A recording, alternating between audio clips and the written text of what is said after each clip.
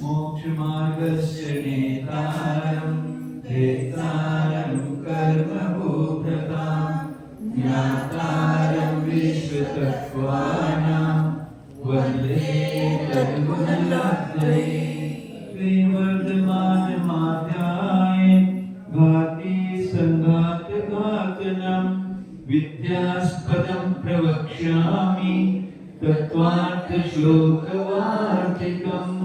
पंचपरमेष्टि भगवान की देवादिदेव श्री आदिनाथ भगवान की परम पूज्य आचार्य श्री उमा स्वामी जी महाराज की परम पूज्य आचार्य श्री विद्यानंद स्वामी जी महाराज की परम पूज्य आचार्य श्री शांति सागर जी महाराज की परम पूज्य आचार्य श्री सरस्वती सागर जी महाराज की परम पूज्य आचार्य श्री अभिनंदन सागर जी महाराज की परम पूज्य आचार्य गुरुदेव सुंदर सागर जी महाराज की गुरुदेव समंत भद्र स्वामी की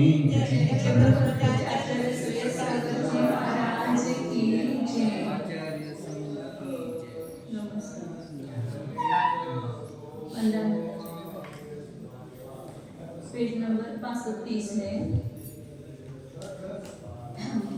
जो निर्देश का अभाव करने के लिए बौद्ध ने कहा था कि वस्तु निरूपात्मक है, मतलब धर्मरहित है, उसका कोई रूप नहीं है, इसमें निर्देश कैसे होगा। तो उसका आचरण यहाँ पर सिद्ध किया कि जीवादी वस्तु जो है वो संपूर्ण धर्म से सहित है, ये सिद्धि होती है। अब आगे उस एक और पैराग्राफ है।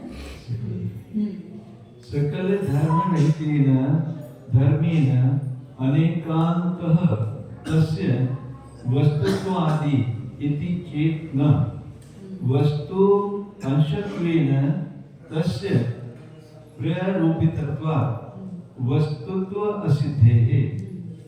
ऊपर आचार्य ने कहा था ना कि जो संपूर्ण धर्म रहित है वो वस्तु ही नहीं है, जो धर्म से रहित है संपूर्ण धर्म से वो वस्तु ही नहीं है। तो उस पर वो दोष दिखा रहा है, अनेकांत दोष, व्यभिचार दोष, कि संपूर्ण धर्म रहित जो धर्म है, एक धर्म है वो कैसा है, संपूर्ण धर्म से रहित है ना, तो उसके साथ में अनेकांत दोष आएगा, व्यभिचार दोष आएगा। आपने कहा कि जो सर्वधर्म रहित वो वस्तु नहीं है, और जो धर्म होता है उसमें धर्म थोड़े होता है, गुण में पुण्य होते हैं ना, परे में परे नहीं होती है। तो धर्म तो संपूर्ण धर्म से रहित है, फिर वो इसके साथ में व्यभिचार दोष आएगा, क्योंकि धर्म भी वस्तु, उसमें भी वस्तु बना है, तस्य वस्तुत्व, तो इसलिए व्यभिचार दोष आता है। तो आचार्य कहते कि ऐसा तुम्हारा कहना ठीक नहीं है, क्योंकि वस्तु अंश है, धर्म जो है वस्तु नहीं है, पूर्ण वस्तु का अंश है, वस्तु का अंशपना होने से तस्य प्ररूपितत्वात्, उसको कहा है अंश उसको कहा है, इसलिए वस्तुत्व सिद्ध है, उसमें वस्तुपने की सिद्धि नहीं है। एक धर्म मतलब पूरी वस्तु नहीं है, एक धर्म तो वस्तु का अंश है, इसलिए वस्तुत्व की उसमें सिद्धि नहीं है, असिद्धि है। अन्यथा वस्तु अनवस्था अनुसंगा तद एवं सर्वथा वस्तुनि स्वरूपस्य निराकर्तुम् अशक्तिः सुउक्तम् निर्देश्यमानत्वम् अधिगम्यम्। अन्यथा यदि उस एक धर्म को वस्तु कहेंगे तो क्या होगा, उसमें वस्तु अनवस्था अनुसंगत, उसमें अनवस्था का प्रसंग आएगा। मतलब एक धर्म वस्तु हो गई, फिर वो दूसरे धर्म से युक्त होना चाहिए, फिर वो उसका एक धर्म वस्तु हो गई, पुनः उसको दूसरे धर्म से युक्त होना चाहिए। इस प्रकार अन्य अन्य धर्म से युक्त होने का प्रसंग आएगा, तो अनवस्था दोष आएगा। एक धर्म को यदि वस्तु मानेंगे तो अनवस्था का प्रसंग आता है। तर एवं सर्वथा वस्तुनि स्वरूपस्य निराकर्तुम् अशक्य है। इस प्रकार सर्वथा सब प्रकार से वस्तु को या वस्तु के स्वरूप का निराकरण करना शक्य नहीं है, दस वस्तु के स्वरूप का निराकरण नहीं कर सकते हैं। इसलिए जो हमने कहा है निर्देश्यमानत्वम् अधिगम्यम्, निर्देश्यमानपना जानने योग्य है, अधिगम्य है, ऐसा जो हमने कहा है वो ठीक ही कहा है। ये अधिगम्य स्वभाव वाले बताए ना, निर्देश स्वामित्व साधन वगैरह, ये जानने योग्य स्वभाव वाले है, ऐसा जो कहा वो ठीक ही कहा है। कोई प्रतिवादी दोष दे रहा है कि जो सकल धर्मों से रहित है वह वस्तु नहीं है। इस व्याप्ति में एक धर्म से व्यभिचार दोष होता है। देखिए, एक अस्तित्व नाम का धर्म अन्य धर्मों से रहित है, क्योंकि गुण में दूसरे गुण नहीं रहते हैं, पर्याय में अन्य पर्याय नहीं रहती हैं, स्वभाव में फिर कोई दूसरे स्वभाव नहीं रहते हैं, गुण निर्गुण है, पर्याय निपर्याय है, स्वभाव निस्वभाव है। यहाँ निषेधवाचक निर अव्यय का अर्थ अन्योन्य भाव नहीं है, किंतु अत्यंत भाव है। गुण गुण स्वरूप तो है, किंतु गुण में द्रव्य के समान दूसरे गुण नहीं पाए जाते हैं। गुण में दूसरे गुणों का अत्यंत चौकी में चौकी नहीं है, रुपये में रुपया नहीं है, इसी प्रकार धर्म में अन्य धर्म नहीं है, किंतु वह धर्म वस्तुभूत माना गया है। साध्य के नहीं ठहरने और हेतु के ठहर जाने से यह व्यभिचार दोष हुआ। व्यभिचार दोष कब आता है कि जब साध्य तो नहीं रहता लेकिन हेतु रह जाता है। तो संपूर्ण धर्म रहित ये हेतु तो रह गया, लेकिन वस्तु के साध्य नहीं रह गया। तो इसलिए आपका जो हेतु है वो व्यभिचार दोष से युक्त है। अब आचार्य कहते हैं कि इस प्रकार व्यभिचार तो नहीं देना, क्योंकि वह धर्म वस्तु का अंश है, वस्तु नहीं। पूर्व प्रकरण में उसको वस्तु के अंश पने से निरूपण किया जा चुका है। अतः वस्तु तो पना असिद्ध है, अतः वस्तु तो हेतु नहीं रहा और सकल धर्म सहित पना साध भी नहीं रहा, कोई दोष नहीं है। अथवा व्यतिरेक मुख से एक धर्म में सकल धर्म रहित पना हेतु भी रह गया और अवस्तुपना साध्य भी रह गया, कोई व्यभिचार नहीं है। अन्यथा यानी एक धर्म को भी अन्य धर्मों से सहित कर वस्तुपना माना जाएगा, तो उन धर्मों को भी अन्य धर्मों से सहित पना होगा तथा उन तीसरे धर्मों को भी चौथे प्रकार के धर्मों से सहित पना प्राप्त होगा। इस प्रकार आकांक्षा के बढ़ते रहने से वस्तु के अनवस्था दोष का प्रसंग होता है। किंतु जैन सिद्धांत में धर्म धर्मी का समुदाय रूप एक अखंड वस्तु मानी गई है। इस प्रकार इस उक्त प्रकार से वस्तु में अपने स्वरूप का सभी प्रकार से निराकरण करने के लिए बौद्धों की सामर्थ्य न होने के कारण हमने पहले बहुत अच्छा कहा था कि वस्तु का शब्द के द्वारा अर्थ स्वरूप का अवधारण करना रूप निर्देश को प्राप्त होनापन जानने योग्य है। यहाँ तक निर्देश का विचार हो चुका, अब स्वामित्व का निर्णय करते हैं। निर्देश स्वामित्व का निर्देश को सिद्ध किया कि निर्देश होगा, क्योंकि वस्तु धर्म रहित नहीं है, वस्तु धर्म स्वरूप से सहित है, तो इसलिए उसका निर्देश हो सकता है। ये सिद्ध किया, अब स्वामित्व को सिद्ध करें। दूसरा न कश्चित् कस्यचित् स्वामी, न कश्चित् कस्यचित् स्वामी, सम्बन्धाभावतो जसा, सम्बन्धाभावतो जसा, पारतन्त्र विहीनत्वात्, पारतन्त्र विहीनत्वात्, सिद्धस्येत्य परे विदु, सिद्धस्येत्य परे विदु, न कश्चित् कस्यचित् स्वामी, सम्बन्धाभावतो जसा, पारतन्त्र विहीनत्वात्, सिद्धस्येत्य परे विदु। न कश्चित् कस्यचित् स्वामी, कोई किसी का स्वामी नहीं है।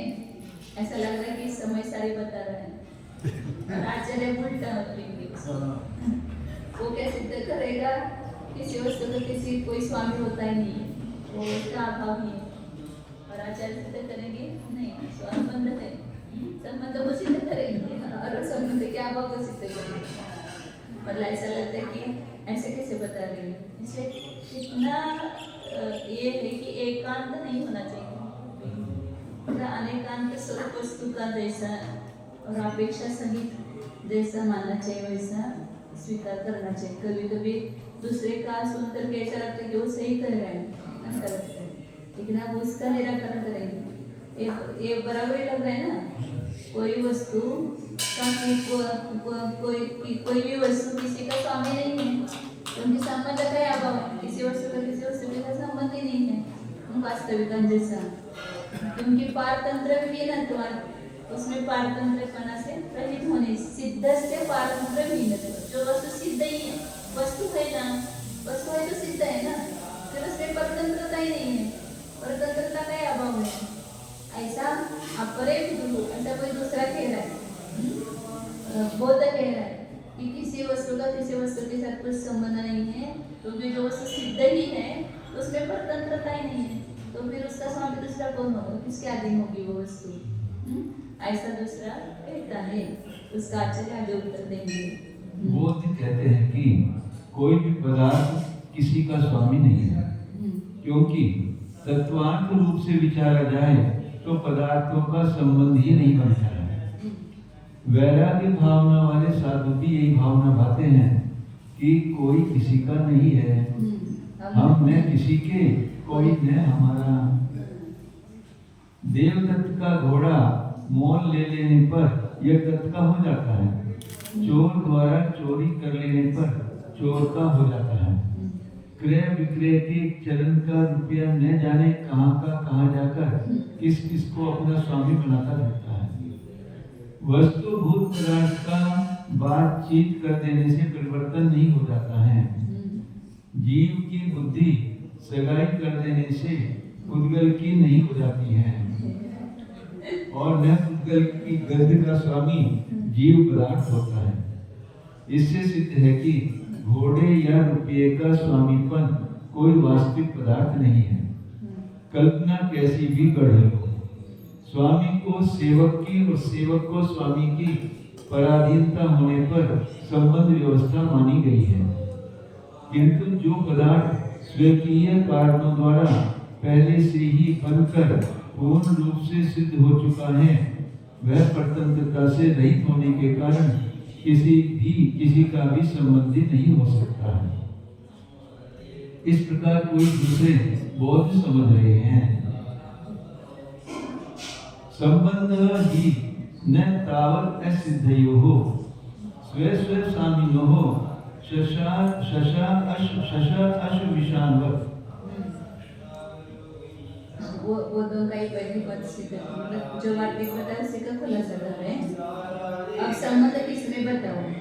जो दो असिद्ध पदार्थ हैं उसमें तो संबंध होता नहीं।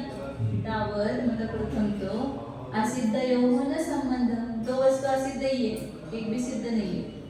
तो ऐसे स्वर स्वामी में, असिद्ध ऐसे स्वर स्वामी में संबंध नहीं है। इसके समान शश अश्व विषाणवत्, खरगोश और गधे का सिंह,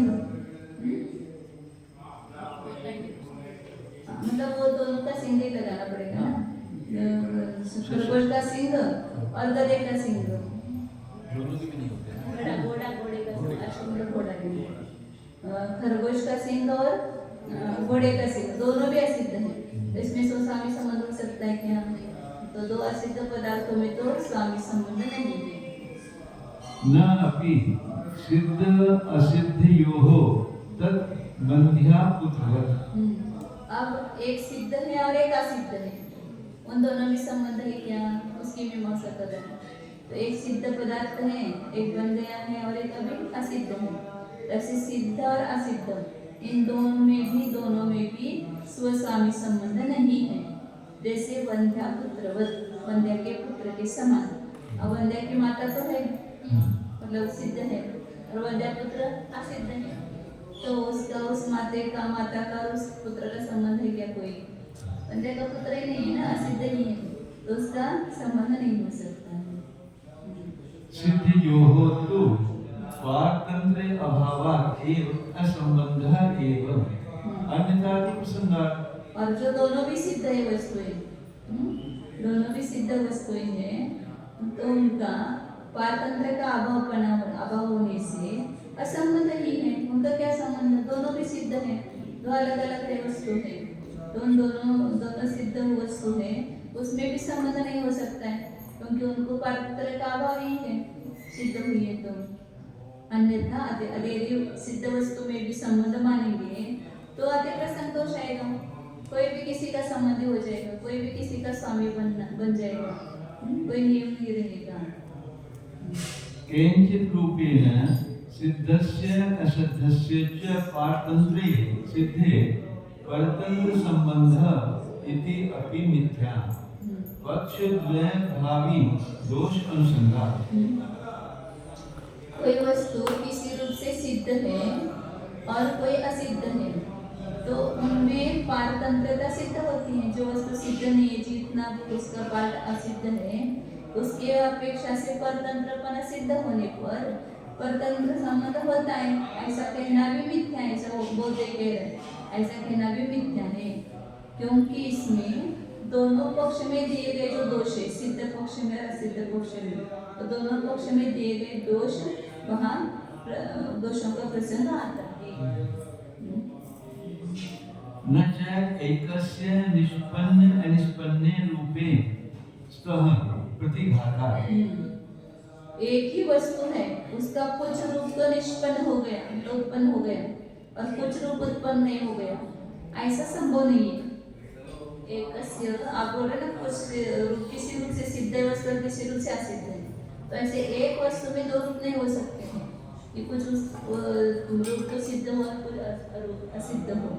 तो एक वस्तु में निष्पन्न और अनिष्पन्न ये दो रूप नहीं है।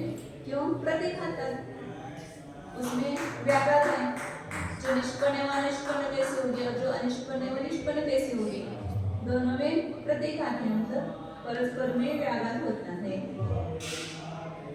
तन्ना तत्वतः संबंधः अस्ति इति। इसलिए हमारा कहना है कि वास्तविक कोई संबंध ही नहीं, न सिद्ध का है, न असिद्ध का, न सिद्ध का, किसी का किसी के साथ कुछ संबंध ही नहीं है, ऐसा बोलते हैं। तदुक्तम पारतंत्रे ही संबंधे सिद्धे का परतंत्रता तस्मात् सर्वस्य भावस्य संबंधो नास्ति तत्वतः।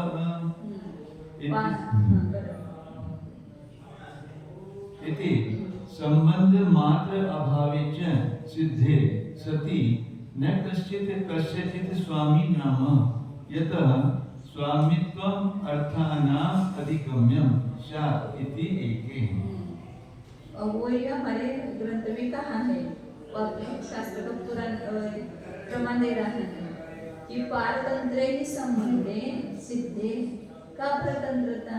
यदि संबंध पारतंत्र रूप से संबंध सिद्ध हो तो क्या परतंत्रता है, मतलब परतंत्रता किसको कहेंगे? तस्मात् इसलिए सर्वस्य भावस्य संबंध नास्ति तत्वतः, इसलिए वास्तविक सभी पदार्थों का संबंध नहीं है। मतलब सिद्ध हो गई वस्तु तो उसमें संबंध मानेंगे तो परतंत्रता आएगी ना, और परतंत्रता सिद्ध होने पर उसमें परतंत्रता क्या है?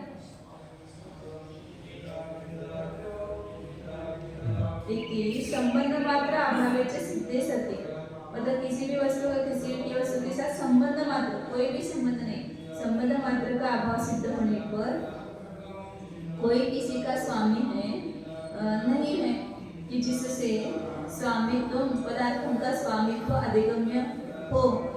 निर्देश अधिगम्य स्वामित्व या अधिगम्य मान रहे ना, अधिगम्य स्वभाव वाले में जानने योग्य स्वभाव वाले आप मान रहे हो, तो स्वामी ही सिद्ध नहीं है तो वो जानने भी कैसे होगा? कोई किसी का स्वामी ही नहीं है तो स्वामित्व का जो आपने कथन किया है वो नहीं बन सकता है। निर्देश स्वामित्व में स्वामित्व का कथन नहीं होगा, स्वामी ही नहीं है तो कौन किसका स्वामी है सिद्ध करेंगे? बौद्धों का अनुभव है कि सबसे पहले विचारा जाए तो नहीं सिद्ध हुए दोनों स्वयं और स्वामी का कैसे भी संबंध नहीं होता है। जैसे कि खड़हा के सींग और घोड़े के सींगों का असिद्ध होने के कारण कोई संबंध नहीं है, तथा एक सिद्ध और दूसरे असिद्ध पदार्थ का भी संबंध नहीं होता है।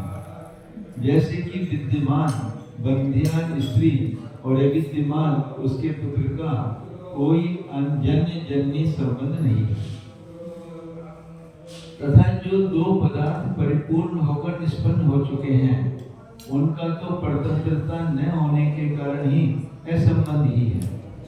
जो स्वयं पूरा नहीं बना है या बनने की कुछ त्रुटि हो रही है वह पर की अधीनता को रखता है, किंतु सर्वांग सिद्ध हो चुके पदार्थ को दूसरे की आवश्यकता नहीं है। अन्यथा यानी सिद्ध पदार्थ भी यदि पदार्थ होने लगेंगे तो अति प्रसन्न हो जाएगा। बने बने पदार्थ भी कर्तव्य कोटि में आ जाएंगे।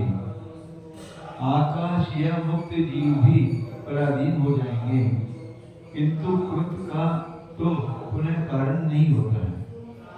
किसी स्वरूप से सिद्ध हुए और किसी दूसरे रूप से नहीं सिद्ध हुए पदार्थों को यदि परतंत्र माना जाएगा तो हम बोध कहेंगे कि सिद्ध अंश में परतंत्रता रूप संबंध कहना यह भी झूठ है, क्योंकि सिद्ध असिद्ध इन दोनों पक्ष में होने वाले दोषों का प्रसंग होता है।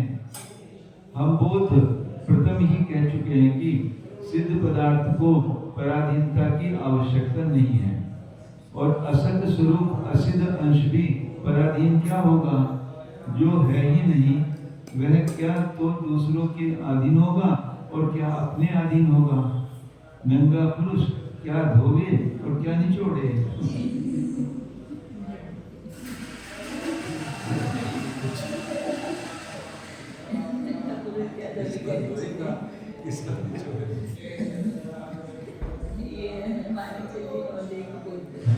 उनके पास बहुत सुख किया और ये दूसरी बात यह है कि पदार्थ में बन गयापन और नहीं बन गयापन ये विरुद्ध तो स्वरूप एक समय नहीं हो सकते हैं, क्योंकि इसमें पूर्वापर कथन को परस्पर उद्देश्य विधेय अंश को व्याघात करने वाला प्रतिघात दोष आता है।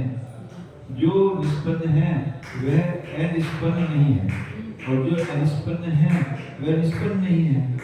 इस कारण वास्तव रूप से विचारा जाए तो संबंध सिद्ध नहीं होता है। वही हमारे बोध ग्रंथों में कहा है कि परतंत्रता होने पर अन्य मतों के अनुसार संबंध हुआ करता है, किंतु पूर्णांग सिद्ध हो चुके पदार्थों में पराधीनता क्या है, यानी कुछ नहीं। इस कारण संपूर्ण भावों का परमार्थ पने से कोई संबंध नहीं है। इस प्रकार सामान्य रूप से भी संबंधों का अभाव सिद्ध हो जाने पर कोई भी किसी का स्वामी नहीं बन पाता है, जबकि आधार आदि जन्य जनक वाच्य वाचक आदि कोई भी संबंध नहीं बना तो भला बिचारा अकेला स्वयं स्वामी संबंध कहाँ रहा। सामान्य ही नहीं रहा तो विशेष की स्थिति कैसे बन सकती है, जिससे कि आप जैनों के सूत्र अनुसार पदार्थों का स्वामीपन जानने योग्य हो सके। इस प्रकार कोई एक बोध कर रहे हैं। तथा स्याद्वाद संबंधो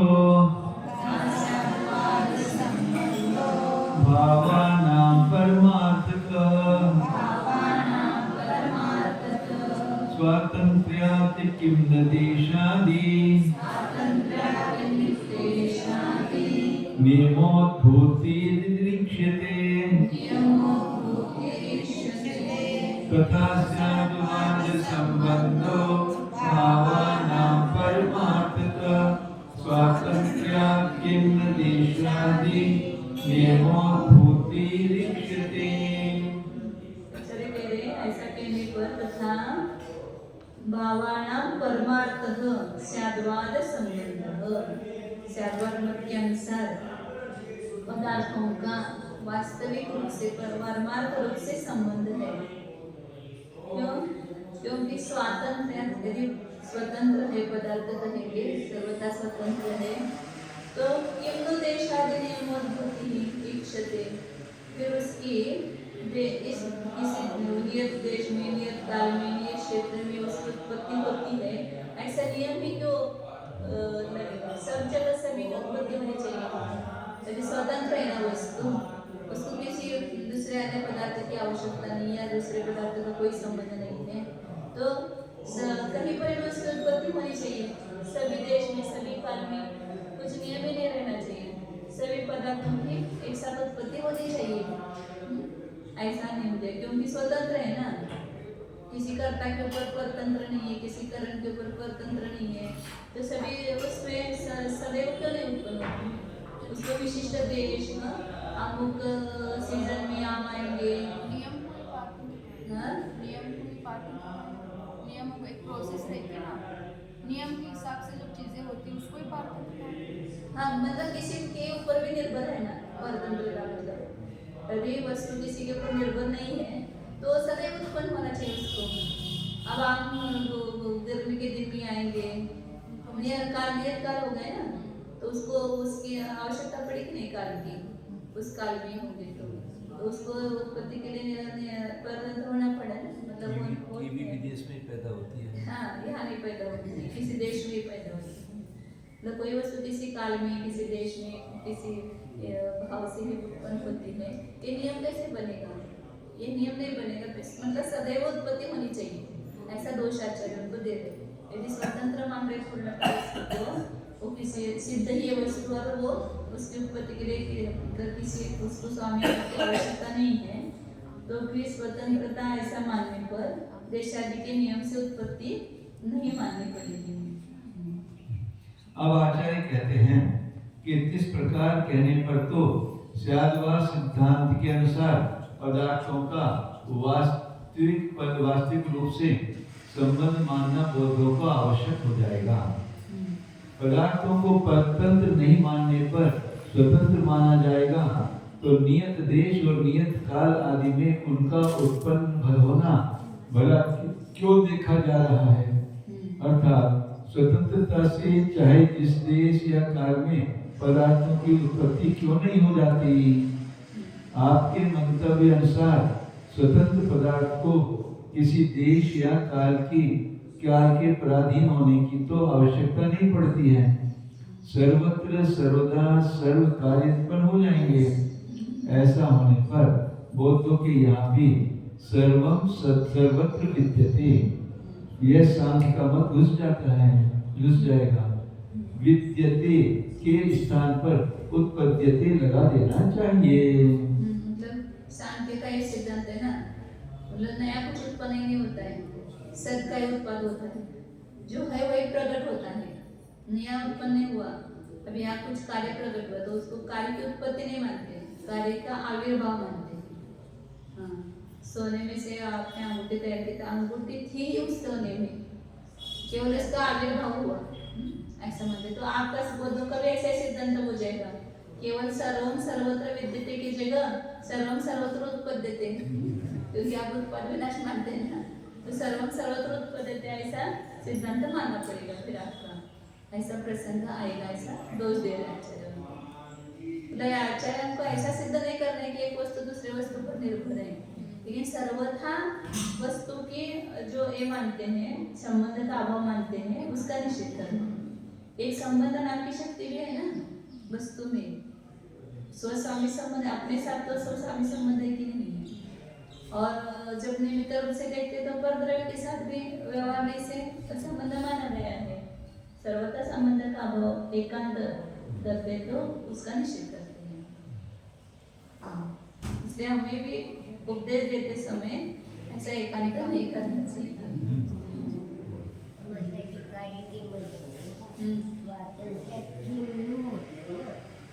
हाँ,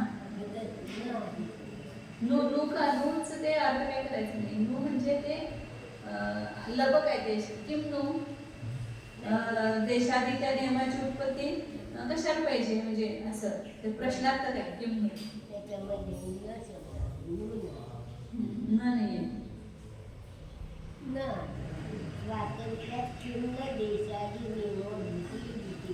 हाँ, तर ते मूळ सांगताय जे न नको आहे, देशादी नियमाची उत्पत्ती का मग सांगितली जाते स्वतंत्रता असल्यावर। हाँ, नूचा अर्थ न करायचं नाही, नू म्हणजे ते किम नू असं। हाँ हाँ, देशादी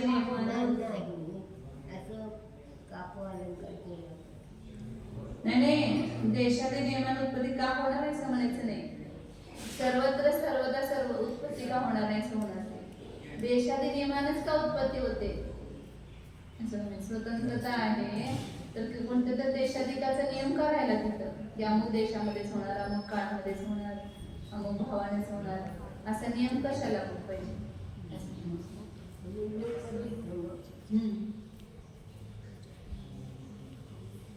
त्याने बदल केला आणि त्यांना हस्तलिखित प्रतिमध्ये कुठं मिळालेलं असणार आहे. त्यामुळे तिथं बदल केला ना तिथं हस्तलिखित प्रतिमध्ये मिळाला असेल म्हणून त्याने बदल केला असेल. पारतंत्रस्य अभावात् भावानां संबंध अभावम् अभिधानः ते अभिधानः तेन संबंधं व्याप्तं क्वचित् प्रतिपद्यन्ते न वा. पारतंत्रस्य अभावात पारतंत्रपणे का अभाव होने से भावान म्हणजे पदार्थों का संबंध अभाव अभिददाना संबंध के अभाव को कहने वाले बौद्ध कह रहे ना कि परतंत्र का अभाव है इसलिए पदार्थों का कोई संबंध ही नहीं, सब पदार्थ स्वतंत्र है इसलिए किसी का कोई संबंध ही नहीं है. तेन संबंधम व्याप्तम क्वचित प्रतिपद्यन्ते न वा. परतंत्र का अभाव होने से पदार्थों के संबंध का अभाव कहने वाले जो बौद्ध है उनको तेन संबंधम व्याप्तम तेन कहते हैं बौद्धों के द्वारा संबंधम व्याप्तम संबंध जो व्याप्त है उसका कहीं पर उनको प्राप्त होता है कि नहीं होता है. प्रतिपद्यन्ते न वा दो प्रश्न कहे ना. मतलब परतंत्रता का अभाव होने से पदार्थों की स्वभाव संबंध का अभाव जो कह रहे बौद्ध वे तीन उसके साथ संबंध व्याप्त कहीं पर है कि नहीं है, मतलब प्राप्त होता है कि नहीं होता है. प्रतिपद्यन्ते चेत् कथं सर्वत्र सर्वदा संबंध अभावम् अभिदधुः विरोधात्.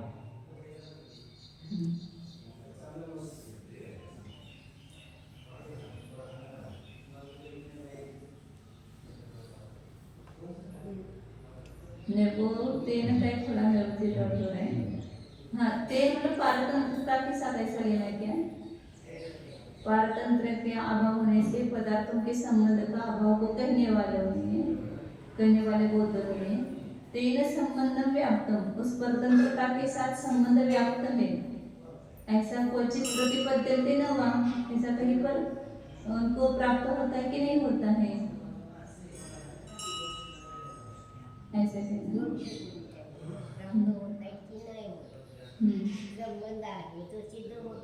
परतंत्रतेचा संबंधाबरोबर व्याप्ती आहे की नाही. जिथे परतंत्रता आहे तिथे संबंध आहे म्हणजे जर परतंत्रता नाही तिथे संबंध नाही अशी व्याप्ती. त्या परतंत्रतेबरोबर संबंध जो आहे तो व्याप्त कुठेतरी त्याला प्राप्त होतो की नाही होत असं म्हणायचं. आणि परतंत्रताचा अभाव असल्यामुळे संबंधाचा अभाव सांगायला ना. मग परतंत्रतेबरोबर कुठेतरी संबंध त्याला सापडतो की नाही सापडत. अभाव कधी सांगतो आपण कुठेतरी परतंत्रता आहे म्हणजे तिथे संबंध सापडला तर आपण त्याचा अभाव सिद्ध करणार ना. म्हणून आचार्य कसं विचारावे परतंत्रतेचा अभाव असल्यामुळं पदार्थांच्या संबंधाचा अभाव आहे तुम्ही सांगताय म्हणजे परतंत्रतेबरोबर संबंध व्याप्त आहे हे तुम्हाला कुठं प्राप्त होते की नाही होत असं म्हणतो. वो क्या करे आप परतंत्रता का अभाव होने से संबंध नहीं है मतलब परतंत्रता का संबंध के साथ व्याप्ति बन गई ना. जहाँ परतंत्रता में संबंध है तो आपको ऐसा कोई ऐसा संबंध व्याप्त है वो कहीं पर किसी वस्तु में आपको प्राप्त होता है कि नहीं होता है. फिर उसका अभाव ही कैसे करते क्या किसी जगह आपको परतंत्रता के साथ संबंध का व्याप्ति से दिखाई दी इसीलिए तो आपने कहा कि परतंत्रता का अभाव है संबंध का अभाव है. जैसे पहले कहा था ना संपूर्ण धर्मों से रहित वस्तु है तो रहित है यही स्वभाव हुआ कि नहीं हुआ. ऐसे परतंत्रता का अभाव होने से संबंध का अभाव आप कह रहे हो तो आपको किसी वस्तु में उस परतंत्रता के साथ संबंध को व्याप्त आपने देखा क्या. देखा कि नहीं देखा उसका अभाव कह रहे हैं ना. तो कहीं पर आपको परतंत्रता के साथ उस संबंध की व्याप्ति आपको दिखाई दे तो आपने उसका अभाव कहा ना। अब अरे दो प्रश्न पूछे हैं, कहीं पर प्राप्त होता है कि नहीं होता है परतंत्रता के साथ संबंध को व्याप्त होते हुए कहीं पर इसकी प्राप्ति होती है कि नहीं होती है। प्रतिपद्यंते यदि प्राप्त होता है कहीं पर परतंत्रता के साथ संबंध व्याप्त होता है ऐसा कहेंगे तो फिर सभी जगह सभी काल में संबंध का अभाव कैसे होगा, कैसे कहते हो विरोधात। आपको कहीं ना कहीं तो परतंत्रता के साथ संबंध की व्याप्ति दिखाई देगी, तो सब जगह परतंत्रता का अभाव होने से संबंध का अभाव है ये आप कैसे कह सकते हो। तो ये तो आपको प्राप्त हुई ना परतंत्रता के साथ संबंध की व्याप्ति। नो चेत आगे पढ़े नो चेत कथम अव्यापक अभावात् अव्याप्य अभाव सिद्धेः। फिर यदि कहीं पर भी आपको परतंत्रता के साथ संबंध व्याप्त दिखाई नहीं दिया, प्राप्त नहीं हुआ, तो फिर अव्यापक के अभाव से अव्यापक के अभाव की सिद्धि कैसे होगी। मतलब कहीं पर भी आपको दिखाई नहीं दिया तो फिर उसका अभाव कैसे कह सकते हो। परतंत्रता के साथ संबंध का अभाव या आपको कहीं पर भी परतंत्र के साथ संबंध कहीं पर भी दिखाई नहीं दिया, फिर उसके अभाव को कैसे कहा आपने। हाँ, तो जैसे जहाँ जहाँ धुआं अग्नि होती है वहाँ वहाँ धुआं होता है, जहाँ अग्नि नहीं वहाँ पर धुआं नहीं है। जहाँ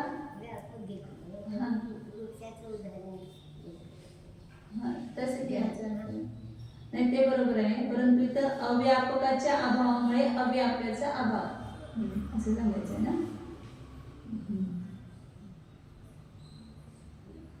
व्यापकाच्या अभावामुळे व्याप्याचा अभाव जाणला जातो। म्हणजे इथं वृक्ष नाही तर आम्रपणा नाही हे जाणलं जातं। मग तिथं कुठेतरी तुम्ही वृक्षत्वाला आम्रत्वाबरोबर व्याप्ती पाहिली म्हणून तर तुम्ही आता म्हणू शकला की इथं वृक्ष नाही तर आम्र नाही। जसं परतंत्रतेचा आणि संबंधाचा कुठेतरी संबंध तुम्ही बघितला कुठल्या तरी वस्तूमध्ये, म्हणून आता त्या व्यापकाचा अभाव आहे तर व्याप्याचा अभाव आहे हे म्हणू शकला ना।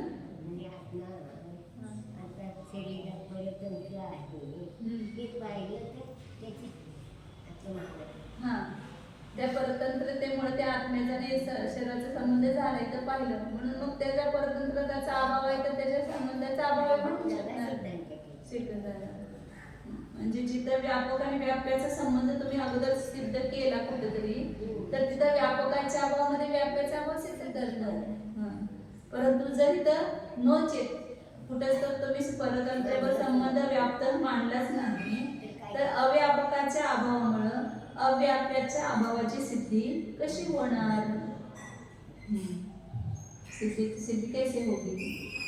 परोपगमात् तस्य तेन व्याप्ति सिद्धेः अदोषः इति चेत् न तथा स्वप्रतिपत्तेः अभाव अनुसंगात। हम नहीं मानते लेकिन दूसरे लोग मानते हैं परतंत्रता होने के साथ दूसरे के साथ अभाव संबंध मानते हैं। उस पर के स्वीकार से तस्य तेन व्याप्ति सिद्धि, उस परतंत्रता की उस संबंध के साथ व्याप्ति सिद्ध है ऐसा कहेंगे, इसलिए दोष नहीं है। हम नहीं मानते लेकिन दूसरे लोग मानते हैं ना, उसी को लेकर के हमने उसका निषेध किया है ऐसा कहोगे, दोष नहीं ऐसा कहोगे तो तथा स्वप्रतिपत्ति अभाव। पर दूसरों आपको स्वतःच्या ज्ञानाचा अभाव मानण्याचा प्रसंग आहे, दुसऱ्याने स्वीकार केले दुसऱ्याचा अभाव झाला तो तुम्हाला स्वतःला त्याचं स्वयं को तुम्हें ज्ञान नहीं हुआ। स्वप्रतिपत्ति के अभाव का प्रसंग आएगा। दूसरों के स्वीकार से तुम निश्चित करोगे तो तुम्हें स्वयं को उसका ज्ञान नहीं है ऐसा सिद्ध हो जाएगा। स्वप्रतिपत्ति के अभाव का प्रसंग होगा। पर उपमात् ही परः प्रतिपादयितुं शक्यः। मतलब दूसरों के स्वीकार से दूसरों को आपने समझाया, स्वयं तो नहीं समझे। दूसरों को समझाने के लिए हमने दूसरों का स्वीकार करके दूसरों को बताया, स्व को तो ध्यान नहीं हुआ ऐसा सिद्ध होगा। परतंत्रता न होने के कारण पदार्थों का संबंध न होने को कथन कर रहे बोध क्या उस परतंत्रता से संबंध को व्याप्त हुआ यानी अविनाभाव रखता हुआ किसी दृष्टांत में जान लेते हैं या नहीं?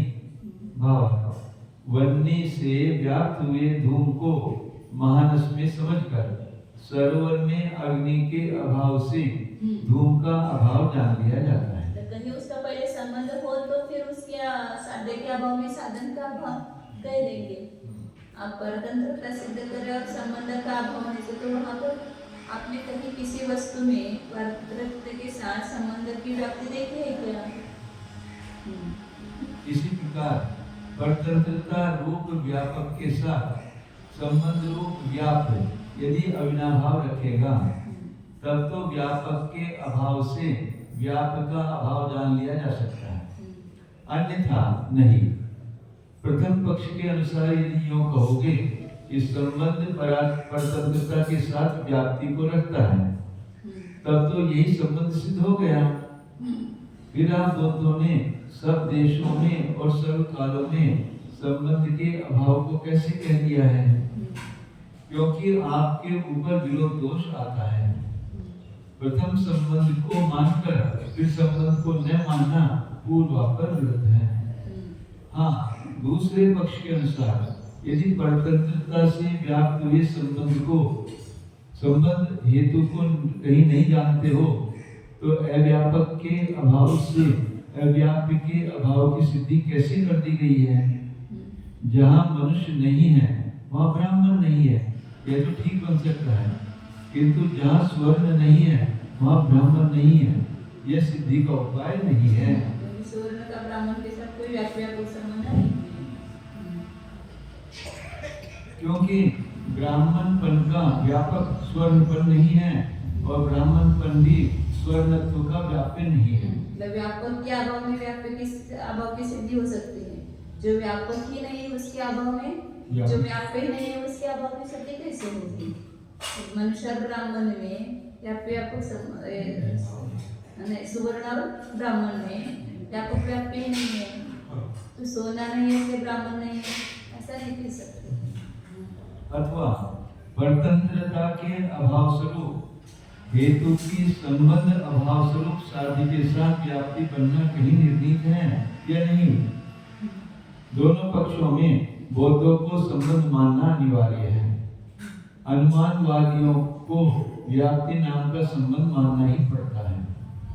यदि बौद्ध योग कहें कि दूसरे नैयायिक या जैनों के स्वीकार करने से हम बौद्ध भी उस संबंध की उस परतंत्रता के साथ व्याप्ति को सिद्ध कर लेते हैं, अतः कोई दोष नहीं है।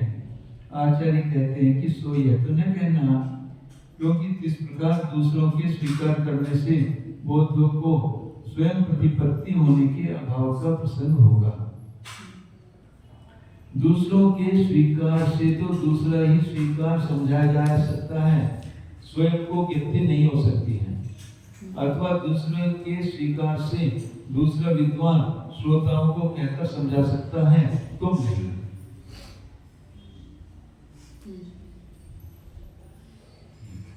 दूसरों के स्वीकार से दूसरा विद्वान श्रोताओं को कहकर समझा सकते हैं, हाँ। तुम नहीं।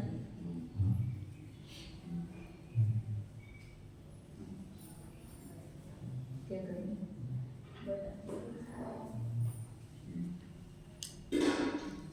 अच्छा है, संबंध को सिद्ध कर रहे हो, अभाव को सिद्ध कर रहे हो, आचार्य संबंध को सिद्ध करेगा। द्रव्य क्षेत्र भाव प्रत्यय शक्ति से ओम जानिए यह मैं शुद्ध चैतन्यमय जीव नाम पदार्थ हूँ। मुझ में संबंध शक्ति है।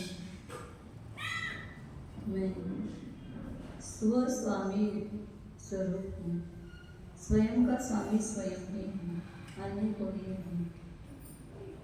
मुझका मेरे साथ ही स्वामी संबंध है।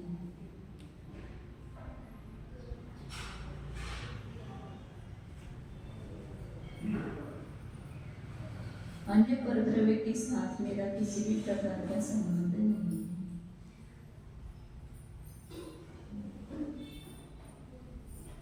मैं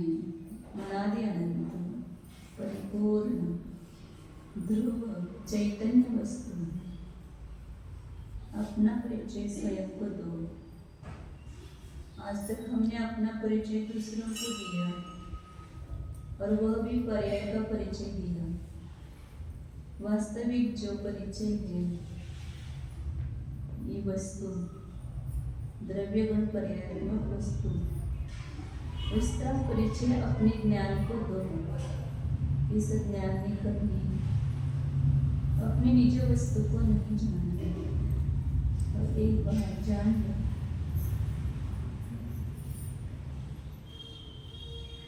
असंयुक्त स्वरूपो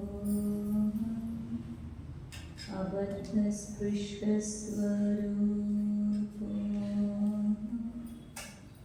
नियत स्वरूपो शुद्धो एको ध्रुवो